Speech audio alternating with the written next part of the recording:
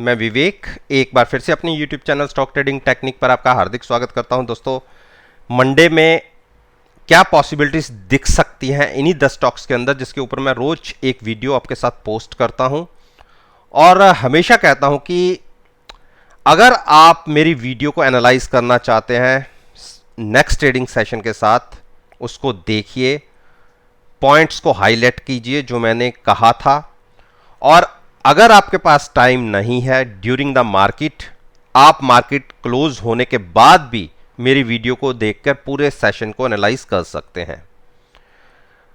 इसके साथ साथ पहले मैं आपका एक ध्यान एक चीज की तरफ दिलाना चाहूंगा कि मैंने जो रिसेंटली एक व्हाट्सएप ग्रुप शुरू किया है, उसकी परफॉर्मेंस बहुत ही बढ़िया आ रही है। बाकी मैं आपसे क्या कहूंगा, जो मेरे इस ग्रुप के अंदर लोग हैं, अगर आप मेरे उस ग्रुप में जुड़ेंगे, आप डायरेक्ट उनसे बात करके मेरा ओपिनियन जान सकते हैं। और इसके अंदर मैंने बहुत बढ़िया एक एडवांटेज दिया है कि जो मेरे पहले 50 सब्सक्राइबर्स होंगे, उनकी जो सब्सक्रिप्शन फीस जो पर मंथ के हिसाब से होगी, जो पहले मंथ शुरू होगी, वही लाइफ लॉन्ग रहेगी पर मंथ के हिसाब से। उसमें किसी भी तरह का कोई चेंज नहीं आएगा। और अब मैं रिजल्ट्स की बात कर लूं कि जो रिजल्ट्स हमें फ्राइडे के सेशन में देखने को मिले, अगर मैंने 10 स्ट्रैटेजीज या स्क्रिप्ट्स के ऊपर बात करी तो उसमें से 9 हमने प्रॉफिट में क्लोज कर दिए। एक हमारे अगेंस्ट रहा यूपीएल हमारे 6 पॉइंट्स अगेंस्ट रहा, क्योंकि उसके अंदर हमने पुट बाय की हुई थी और फ्यूचर्स को लॉन्ग रखा हुआ था। पुट के अंदर तकरीबन 6-7 रुपए का प्रॉफिट है और 12 रुपए के आसपास का लॉस फ्यूचर्स के अंदर है। तो 100% हैजिंग पोजीशन है हमारी। और मैंने कभी भी अभी तक एक भी कोई ट्रेड स्टॉप लॉस के साथ ट्रेड नहीं करवाया। अगर स्टॉप लॉस के साथ ही ट्रेड करवाना है तो वो तो आप खुद भी कर सकते हैं। प्रॉफिट आया ठीक, स्टॉप लॉस उठा तो नुकसान। इतने समझदार तो आप भी हैं कि आप ट्रेड खुद ले सकते हैं स्टॉप लॉस के साथ। तो जो कोई स्टॉप लॉस के साथ ट्रेड करवाता है, मैं कोई उसकी मास्टरी नहीं समझता। हां, हैजिंग के साथ अगर आप ट्रेड के अंदर बने रहेंगे तो पॉसिबिलिटी है कि आप पूरे मंथ आप प्रॉफिट में निकल सकते हैं एक लिमिटेड रिस्क के साथ। अब बात करते हैं कि आप मेरे साथ जुड़ेंगे कैसे। नीचे डिस्क्रिप्शन बॉक्स के अंदर एक ईमेल आईडी है, आप उसके ऊपर अपना कॉन्टैक्ट डिटेल मुझे फॉरवर्ड कर सकते हैं, मैं आपको ऐड करूंगा। और अगले 15 दिन मेरे को एनालाइज करने के लिए आपके पास सफिशिएंट है, चाहे आप ट्रेड लें या नहीं लें, लेकिन आप एनालाइज कीजिए कि कितने रिजल्ट्स मेरे सही बैठते हैं। अगर आप सेटिस्फाइड होंगे तो मेरे साथ कंटिन्यू कीजिए, अदरवाइज आप खुद अपने आप मेरे ग्रुप से बाहर हो सकते हैं।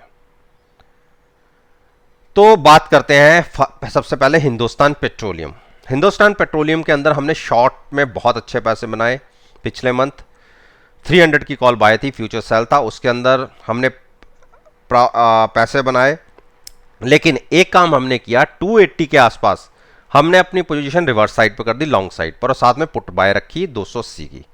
और उसके अंदर भी हमें प्रॉफिट आया, क्योंकि क्लोजिंग जो हमें मिली 265 के आसपास मिली, जो मंथली एक्सपायरी की थी। क्योंकि जो हमने पुट शिफ्ट की है वो 265 के आसपास की है और फ्यूचर्स को वहां से लॉन्ग रखा है। यानी पुटों का हम प्रॉफिट ले चुके, पहले शॉर्ट करके प्रॉफिट बनाया, फिर पुटों के अंदर प्रॉफिट लिया और फ्यूचर्स को हमने लॉन्ग रखा। और अब ये मेरा मानना है कि अगर एक क्लोजिंग 278 के ऊपर मिलती है तो एक जबरदस्त शॉर्ट कवरिंग रैली आएगी, जो तकरीबन स्टॉक को 310 तक ले जा सकती है। तो मैं उस रैली का वेट कर रहा हूं। प्रॉफिट में तो मैं 275 के आसपास हूं, लेकिन एग्जिट नहीं ले रहा। रीजन, जिस हिसाब से ये स्टॉक 276-77 के पास जाके अटकता है, अगर इसने अच्छे वॉल्यूम्स के साथ इसे क्रॉस कर दिया तो आप 310 हो सकता है। 2 ही कैंडल्स में देख लें। जब तक स्टॉक 278 के ऊपर क्रॉस नहीं देता, तब तक जिसने लॉन्ग करना है वो वेट कर ले। लेकिन थोड़ा सा रिस्क उठा के अगर ऐड करना चाहते हैं तो 270 पर भी कर सकते हैं। तो एक छोटा सा टारगेट उस केस में आपको 278 का दिखेगा।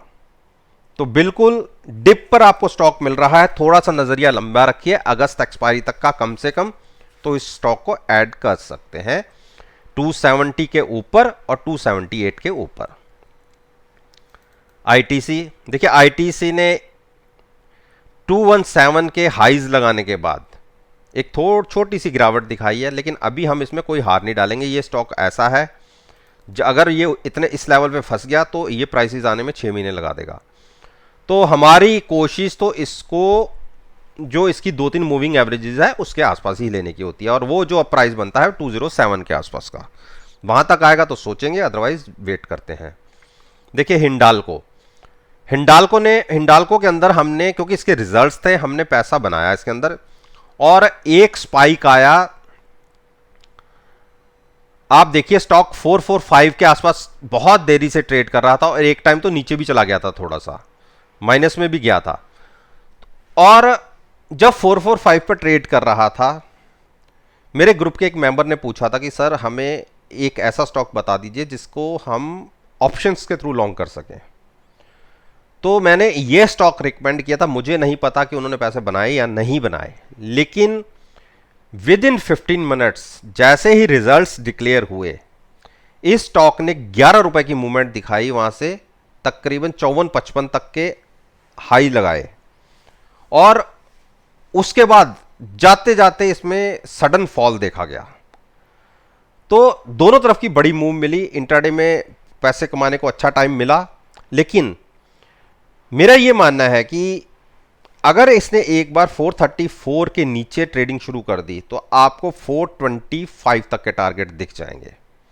तो ये आपकी चॉइस है कि आपने शॉर्ट करके ट्रेड लेना है या 422-25 के आसपास लॉन्ग करके ट्रेड लेना है। लेकिन जो भी आप ट्रेड लीजिए उसको ऑप्शंस के थ्रू हेज जरूर कीजिएगा। अगर आप शॉर्ट कर रहे हैं तो आपको कॉल बाय करनी होगी हेजिंग के लिए, और अगर आप फ्यूचर्स बाय कर रहे हैं तो आपको हेजिंग के लिए पुट बाय करनी होगी, और जहां पर ट्रेड लेंगे उस स्ट्राइक के आसपास की ऑप्शंस में हेज कीजिएगा। अब बात करते हैं डॉक्टर रेड्डी। देखिए डॉक्टर रेड्डी का चाल देखिए, इतनी बड़ी गिरावट पे आपको सबको पता है कि हमारी ये पोजीशन लॉन्ग 5420 के आसपास की थी, और हमारे पास 5400 के पुट थी। एक सडन डिक्लाइन देखा, बड़ा डिक्लाइन दिखा हमें, लेकिन हमारे पास ऑप्शन में हेज होने की वजह से हमने इसमें तकरीबन ऑप्शंस के अंदर 600 से लेकर 700 पॉइंट तक हमने बचा लिए। जो यहां से इतना बड़ा नुकसान होता वो नहीं हुआ, 700 पॉइंट के आसपास हमें मिल गए। और उसके बाद जो हमने पोजीशन शिफ्ट की वो 4650 की थी पुट। 4650 की पुट हमने अगस्त एक्सपायरी खरीदी और फ्यूचर्स को एज इट इज कंटिन्यू रखा लॉन्ग साइड पर। और आप देखिए जो फ्राइडे की क्लोजिंग रही वो 4785 के आसपास रही। नीचे से जो पुट हम बाय करके बैठे हुए हैं वहां से हमें क्लोजिंग मिली है 135 पॉइंट से ज्यादा की।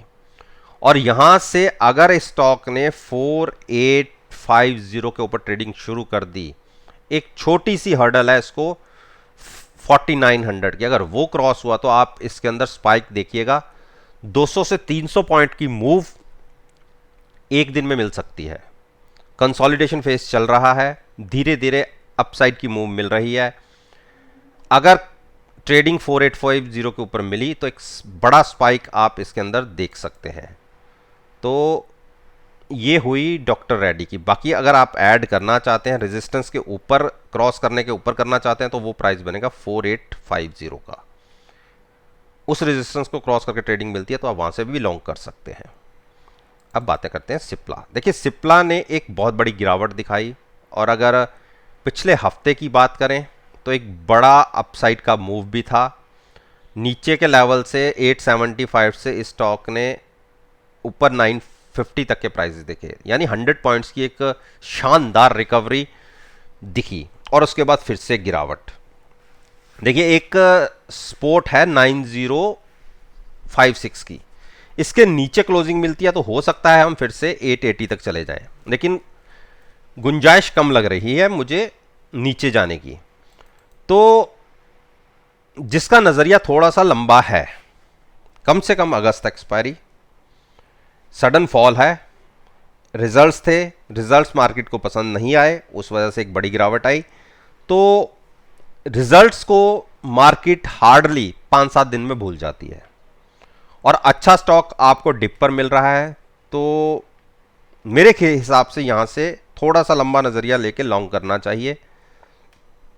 अगर यहीं पर फ्लैट खुलता है और 15-20 मिनट यहीं बना रहता है, गिरावट नहीं आती, तो एक बार मैं भी सोचूंगा कि यहां पर लॉन्ग किया जाए। बाकी आपके ऊपर है। आरएसआई तकरीबन 40 की है, इससे नीचे आरएसआई जा सकती है, ऐसा नहीं मैं कहता कि नहीं जा सकती, लेकिन डिप या बॉटम कोई नहीं पकड़ पाया, किसी ना किसी लेवल पे हमें बाय करना ही होता है।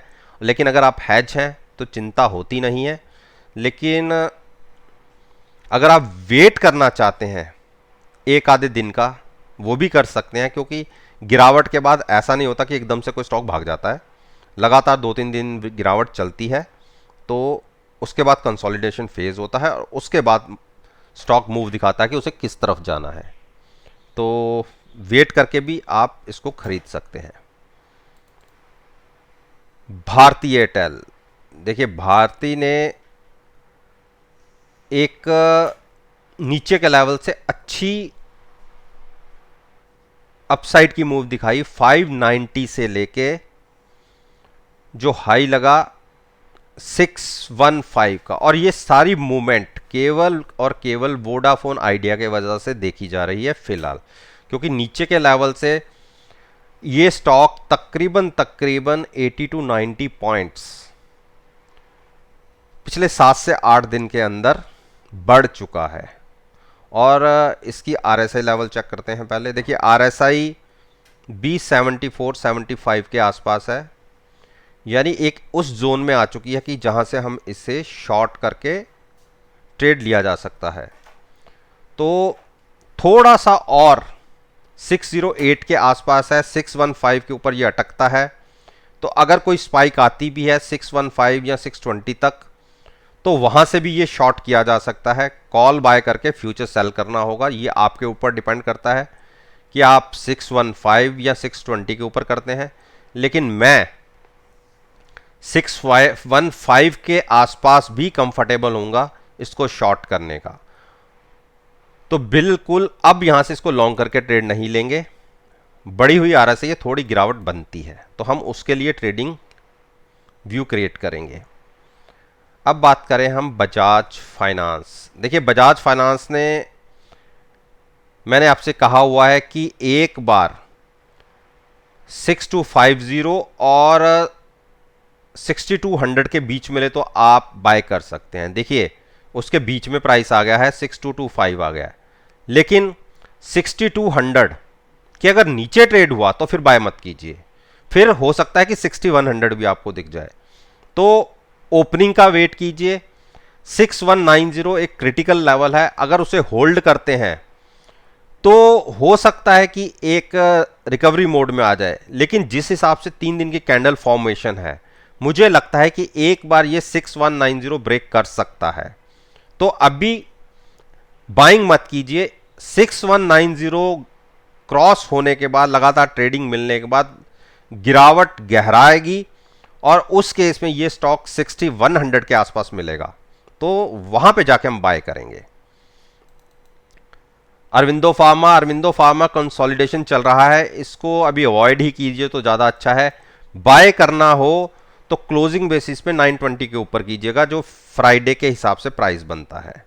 देखिए आप कहेंगे कि एक दिन पहले मैं कुछ प्राइस बोलता हूं कि यहां पे बाय कीजिए, उससे अगले पिछले दिन मैं ये प्राइस बोलता हूं कि 920 के ऊपर, 25 के ऊपर बाय कीजिए।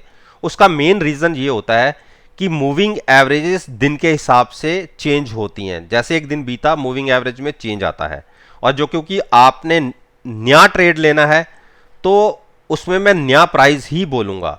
तो जो अब प्राइस बनता है फ्राइडे की क्लोजिंग के हिसाब से, वो बनता है 920। 920 के ऊपर क्लोजिंग मिलने पर आप लॉन्ग साइड पर जा सकते हैं, साथ में पुट बाय कीजिएगा और फ्यूचर्स को लॉन्ग रखिएगा। उस केस में टारगेट होगा 935 का। अंबुजा, देखिए अंबुजा ने अब गिरावट दिखा दी शुरू, इसी चीज का तो हम वेट करके चल रहे थे। और पिछले कई दिनों से आपको पता होगा कि पिछले महीने हमने 365 और उसके बाद 365 और 370 की दो अलग अलग स्ट्राइक की हमने कॉलें बाय करके फ्यूचर सेल किए हुए थे। और पिछले महीने तो हमें गिरावट नहीं दिखी और हमें पोजीशन शिफ्ट करनी पड़ी। उस केस में हमने कॉलों में जो प्रॉफिट था वो बुक किया, हाँ फ्यूचर्स का साथ में लॉस भी बुक किया, तो उस पोजीशन को शिफ्ट कर दिया अगस्त एक्सपायरी में 410 की कॉल के आसपास। पुटों का कॉलों का प्रॉफिट हम पिछले महीने ले चुके हैं। 410 की कॉल जो शिफ्ट की थी उसमें भी हम ट्रैप हो गए थे और देखिए जो हाई लग गया था 425 के आसपास का लग गया था। लेकिन अब गिरावट गहराई है और इसने अपना एक क्रूशियल लेवल जो 410 था वो ब्रेक किया है और क्लोजिंग मिली है 405 की, एक बेयरिश क्लोजिंग है। अब लगता है कि ये स्टॉक 398 तक आ सकता है और वो इसकी बहुत स्ट्रांग सपोर्ट है। कोशिश हमारी ये होगी कि एक बार यहां पर एग्जिट कर लिया जाए। उसका मेन रीजन ये है 410 की कॉल से अगर हम नीचे जोड़ें तो तकरीबन 10 रुपए हमें फ्यूचर्स में प्रॉफिट आ जाएगा और कॉल में उतना अभी डिके नहीं होगा। रीजन अभी एक्सपायरी में काफी टाइम है और पिछले महीने हम कॉलों का प्रॉफिट ले ही चुके। तो अगर किसी को लॉन्ग करना है तो 398 के प्राइस के आसपास लॉन्ग किया जा सकता है। तो दोस्तों उम्मीद करता हूं कि मेरी ये वीडियो आपको पसंद आई होगी और अगर पसंद आई है तो मेरे YouTube चैनल को सब्सक्राइब कीजिए और साथ में बेल आइकन का बटन प्रेस करना मत भूलिएगा। इस बात के साथ मैं आपसे विदा लेता हूं, एक नई वीडियो के साथ फिर से आपके सामने आऊंगा। तब तक के लिए